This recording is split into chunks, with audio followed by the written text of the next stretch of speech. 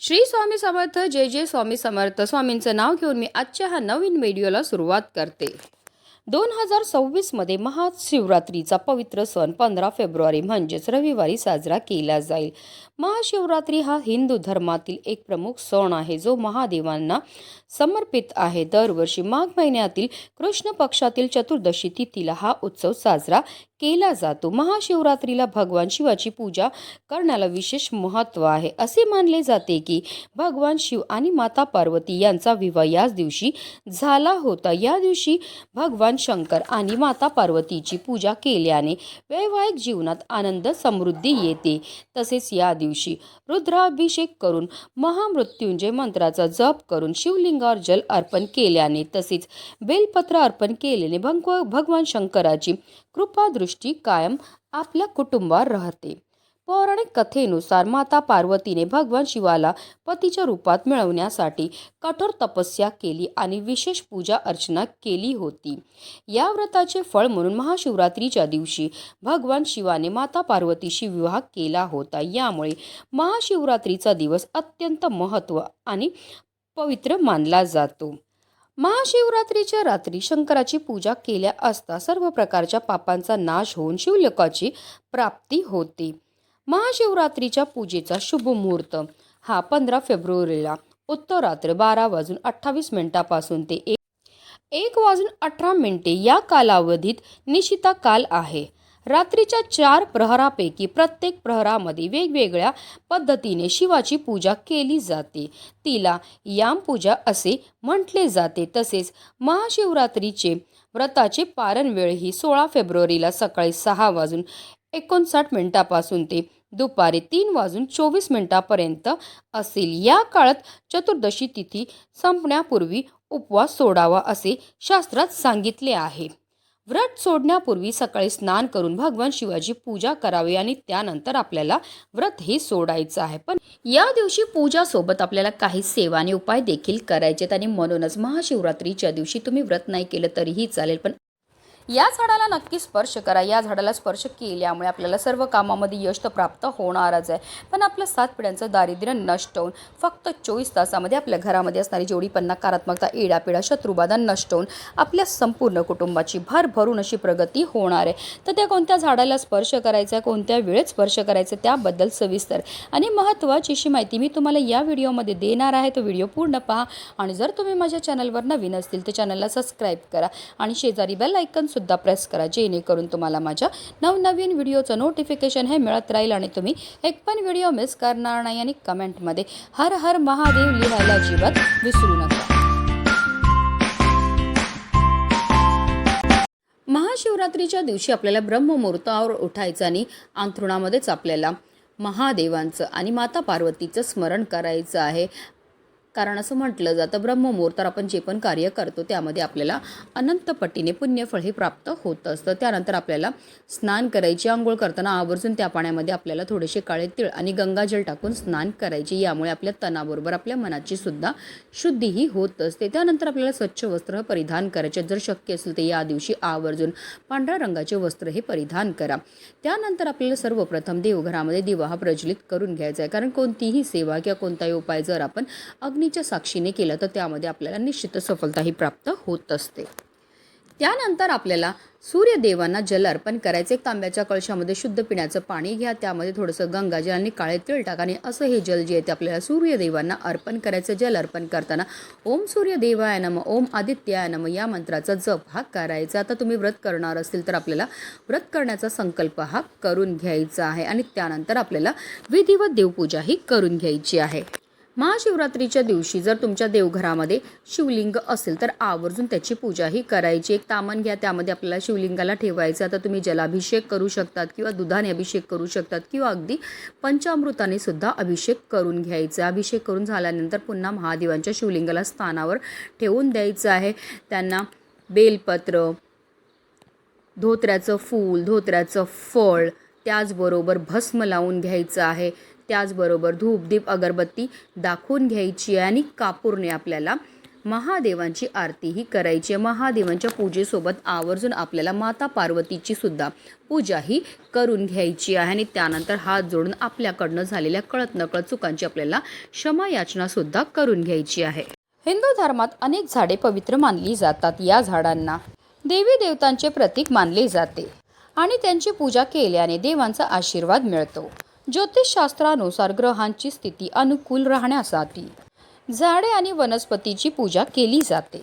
तसेच या झाडांची आणि वनस्पतीची नियमित पूजा केल्याने आपल्या जीवनामध्ये असणारी जेवढी पण नकारात्मकता, इडापिडा, दोष, दारिद्र्य दूर होण्यामध्ये मदतही मिळत असते। या झाडांमध्ये सगळ्यात पहिलं झाड ज्याला आवर्जून आपल्याला महाशिवरात्रीच्या दिवशी पूजा करायची तसेच स्पर्श करायचं ते म्हणजे धोत्र्याचं। धोत्र्याचं झाड हिंदू धर्मात भगवान शिवाला अत्यंत प्रिय मानले जाते। विशेषतः महाशिवरात्री आणि श्रावण महिन्यात त्यांच्या फुलांचे आणि फळांचे अर्पण महादेवांच्या शिवलिंगावर केले जाते। विषारी असूनही ते शिवाला अर्पण करणे हे माणसाच्या अहंकाराचे आणि वासनेचे समर्पण मानले जाते। यामुळे जीवनातील दुःख आणि संकट दूर होतात। धोत्र्याचे फळ शिवाला अर्पण केल्याने भक्ताचे सर्व रोग आणि बाधा दूर होतात। घरात किंवा बागेत धोत्र्याचे झाड लावल्याने नकारात्मक ऊर्जा नष्ट होऊन घरात दुःख दूर होतात। पौराणिक कथेनुसार समुद्रमंथनातून अनेक रत्न बाहेर पडली होती। ती देव आणि दानवाने आपसात वाटून घेतली होती, पण जेव्हा विषाचा प्याला बाहेर आला तेव्हा तो कोणीही घ्यायला तयार नव्हतं। तेव्हा हा विषाचा प्याला घेऊन देव आणि दानव महादेवांकडे गेले आणि समस्त विश्वाच्या कल्याणाकरता महादेवांनी त्या विषाचं प्राशन केलं आणि त्याला आपल्या कंठामध्ये साठवलं। पण या विषाच्या प्रभावाने महादेवांच्या शरीराचा तापमान हा वाढू लागला। त्यावेळेस विषारी धोत्रा शिवाला अर्पण करून विषाचा प्रभाव कमी केला गेला होता। तेव्हापासून ही प्रथा सुरू झाली। म्हणूनच आपल्याला सुद्धा महाशिवरात्रीच्या दिवशी आवर्जून धोत्र्याच्या झाडाची पूजाही करायची। तर आपल्याला झाडाजवळ जाताना एक तांब्याभर पाणी घेऊन जायचं आहे। झाडाजवळ गेल्यावर सर्वप्रथम आपल्याला जल अर्पण करून घ्यायचं आहे। धोत्र्याच्या झाडाला फुलं असतील किंवा फळं असतील तर ती आपल्याला तोडून घ्यायची आहेत आणि त्यानंतर दोन्ही हाताने आपल्याला धोत्र्याच्या झाडाला स्पर्श करायचा, महादेवांचं स्मरण करायचं आणि आपल्या आयुष्यामध्ये असणारी जी संकट आहेत, वेदना आहेत, दोष आहेत, दारिद्र्य ते दूर होण्याकरता आपल्याला मनोभावे प्रार्थना करायची। आता जे फूल किंवा फळ तुम्हाला भेटलं तर तुम्ही तुमच्या देवघरामध्ये असणाऱ्या शिवलिंगावर अर्पण करू शकतात किंवा अगदी तुम्ही महादेवांच्या मंदिरामध्ये जाऊन सुद्धा हे फळ आणि फूल अर्पण करू शकता। महादेवांना धोत्र्याचं फळ, धोत्र्याचं फूल हे अतिशय प्रिय आहे। महादेवांच्या पूजेमध्ये 1 लोटा जल, धोत्र्याचं फळ, धोत्र्याचं फूल, बेलपत्र या वस्तू जे आहेत ते अनिवार्य मानले जाते। पुढचं झाड ज्याची आवर्जून आपल्याला महाशिवरात्रीच्या दिवशी पूजा करायची ते म्हणजे शमीचं झाड। शमीच्या झाडामध्ये साक्षात महादेवांचा निवास असतो। म्हणूनच आपल्याला शमीच्या झाडाजवळ जाताना एक तांब्याभर पाणी भरून घ्यायचं आहे। त्या पाण्यामध्ये थोडंसं आपल्याला गाईचं कच्चं दूध टाकायचं। त्याचबरोबर आपल्याला एक शुद्ध गाईच्या तुपाचा दिवा सुद्धा तयार करून घ्यायचा आहे। आता शमीच्या झाडाजवळ गेल्यावर सर्वप्रथम तिथे आपल्याला दिवा हा प्रज्वलित करायचा। दिवा डायरेक्ट जमिनीवर ठेवू नका, थोडेसे तांदूळ ठेवा किंवा फुलाच्या पाकळ्या ठेवा आणि त्यावर आपल्याला हा दिवा जो आहे तो प्रज्वलित करून ठेवायचा। त्यानंतर जे जल आपण घेऊन गेलेत ते आपल्याला शमी वृक्षाला अर्पण करायचं। जल अर्पण करताना निरंतर आपल्याला श्री शिवाय नमस्तुभ्यम या मंत्राचा जप हा करायचा आहे। त्यानंतर आपल्याला शमीच्या झाडाला 11 प्रदक्षिणा ह्या मारायच्यात। प्रदक्षिणा मारताना सुद्धा निरंतर आपल्याला श्री शिवाय नमस्तुभ्यम या मंत्राचा जप करायचा किंवा पुरुष असतील तर ओम नमः शिवाय, स्त्रिया असतील तर नमः शिवाय या मंत्राचा जप हा करायचा। 11 प्रदक्षिणा करून झाल्यानंतर आपला उजवा हात जो आहे तो आपल्याला शमीच्या वृक्षाला स्पर्श करायचा। महादेव आणि माता पार्वतीचं स्मरण करायचं आणि आपल्या मनातली इच्छाही व्यक्त करायची आहे। कारण असं म्हटलं जातं की शमीच्या झाडाखालीच महादेव आणि माता पार्वतीचा विवाह झाला होता। त्याचबरोबर आपल्याला एक शमीचं पत्र सुद्धा आवर्जून तोडायचं आणि महादेवांच्या मंदिरामध्ये जाऊन महादेवांच्या शिवलिंगावर अर्पण करायचे। कारण एक शमीचं पत्र हे 10 बेलपत्र अर्पण केल्या एवढं आपल्याला पुण्य हे प्राप्त होत असतं। तसेच शमीच्या झाडाची पूजा केल्याने आपल्याला मोक्षाची प्राप्ती होते। तसेच ज्या जोडपांना संतान प्राप्तीची इच्छा असेल त्यांनी आवर्जून महाशिवरात्रीच्या दिवशी शमीच्या झाडाची पूजा एकत्रित करायची। असं केल्यामुळे निश्चितच तुम्हाला संतान प्राप्तीचं सुख हे प्राप्त होणार आहे। पुढचं झाड म्हणजे बेलाचं। हिंदू धर्मात बेलाच्या झाडाला साक्षात महादेवांचं रूप मानलं जातं। बेलाच्या झाडाच्या मुळाशी साक्षात महादेव निवास करतात। या झाडाची 3 पानं ही शंभो शंकराच्या त्रिनेत्राचे प्रतीक आहे। तसेच या झाडाची पूजा केल्याने आपल्याला अक्षय पुण्याची प्राप्ती होते। या झाडाखाली शिवलिंग ठेवून त्याची पूजा केल्याने आपली कठीण इच्छा पूर्ण होते. तसेच बेलाचे झाड ज्या परिसरात असते त्या परिसरामध्ये विषारी जीवजंतू किंवा साप येत नाही. हिंदू धर्मशास्त्रानुसार जेथे बेलाचं झाड असते त्या जागेला तीर्थक्षेत्राचं महात्म्य प्राप्त होते. आणि म्हणूनच महाशिवरात्रीच्या दिवशी आपल्याला सुद्धा आवर्जून बेलाच्या झाडाची पूजाही करायची. तर बेलाच्या झाडाजवळ जाताना आपल्याला एक तांब्याभर पाणी घ्यायचं, त्यामध्ये थोडंसं दूध टाकायचं, एक शुद्ध गाईच्या तुपाचा दिवा, तसेच थोड्याशा अक्षता घेऊन जातात. झाडाजवळ गेल्यावर सर्वप्रथम तिथे आपल्याला दिवा प्रज्वलित करून ठेवायचा आहे. त्याचबरोबर जे जल आपण घेऊन गेलेले ते बेलाच्या झाडाला अर्पण करायचं. जल अर्पण करताना निरंतर आपल्याला श्री शिवाय नमस्तुभ्यम या मंत्राचा जप करायचा. तसेच ज्या अक्षता आपण घेऊन गेलेले आहेत त्या आपल्या मनातली इच्छा व्यक्त करून आपल्याला बेलाच्या झाडाला अर्पण करायच्या आहेत. त्यानंतर आपल्याला बेलाच्या झाडाला 11 प्रदक्षिणा मारायच्यात. प्रदक्षिणा करताना निरंतर आपल्याला श्री शिवाय नमस्तुभ्यम या मंत्राचा जप करायचा आहे आणि आपला उजवा हात स्पर्श करून आपल्याला महादेवांचं स्मरण करायचं आणि आपल्या मनातली इच्छाही बोलायची आहे. त्यानंतर पुढचं झाड म्हणजे उमराचं.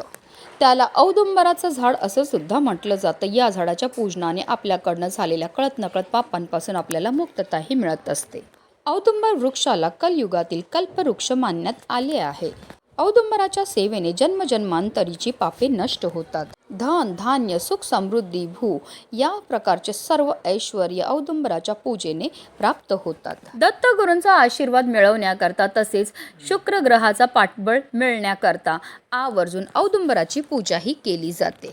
औदुंबर वृक्षाजवळ जाताना आपल्याला एक तांब्याचा कळश घ्यायचा, त्यामध्ये शुद्ध पिण्याचं पाणी भरायचं. त्या पाण्यामध्ये चिमूटभर हळद तसेच थोडंसं गाईचं कच्चं दूध टाकायचं आहे. त्याचबरोबर थोड्याशा अक्षदा, पिवळी फुलं तसेच एक शुद्ध गाईच्या तुपाचा दिवा, थोडीशी साखर आणि हळद, कुंकू, अक्षदा, अगरबत्ती ह्या सर्व वस्तू घेऊन आपल्याला औदुंबर वृक्षाजवळ जायचं. वृक्षाजवळ गेल्यावर सर्वप्रथम तिथे आपल्याला दिवा प्रज्वलित करायचा आहे. औदुंबर वृक्षाला हळद, कुंकू, अक्षदा, धूप, दीप, अगरबत्ती दाखवून घ्यायचेत. पिवळी फुलं अर्पण करून घ्यायचेत. त्याचबरोबर जे आपण साखर घेऊन गेलेली ती सुद्धा तिथे आपल्याला ठेवायची, कारण उमराच्या झाडाजवळ भरपूर प्रमाणामध्ये मुंग्या असतात आणि जेव्हा ह्या मुंग्या ही साखर खातात तर त्यामुळे आपल्याला दत्तगुरूंची भरभरून कृपाही होत असते, कारण हे सुद्धा आपल्याकडनं केलेलं एक प्रकारचं दान असतं. त्यानंतर आपल्याला औदुंबर वृक्षाला जे जल आपण घेऊन गेलेले ते एक धारेने अर्पण करून घ्यायचं. जल अर्पण करताना निरंतर आपल्याला दिगंबरा दिगंबरा श्रीपाद वल्लभ दिगंबरा या मंत्राचा जप करायचा. त्यानंतर आपल्याला औदुंबर वृक्षाला 11 प्रदक्षिणा ह्या मारायच्या आहेत. 11 प्रदक्षिणा मारून झाल्यानंतर ज्या अक्षदा आहेत त्या सुद्धा आपल्याला आपल्या मनातली इच्छा बोलून आपल्याला त्या औदुंबर वृक्षाला अर्पण करायचे. दोन्ही हात जोडायचे आहेत.